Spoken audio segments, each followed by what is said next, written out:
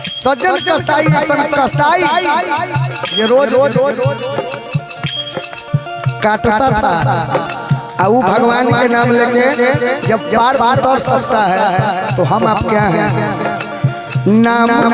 पार उतर गए सजन कसाई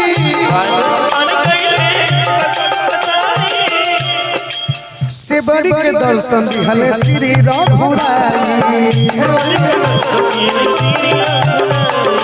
से बड़ी के दर्शन दिहले श्री रघुराई सेवरी के जो गुरु थे वो जिंदगी भर नाम जपते रह गए, प्रभु आए नहीं।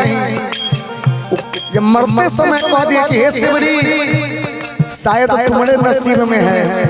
तुम इंतजार करना, प्रभु जरूर आएंगे। अभी के दौर है, अगर मंदिर में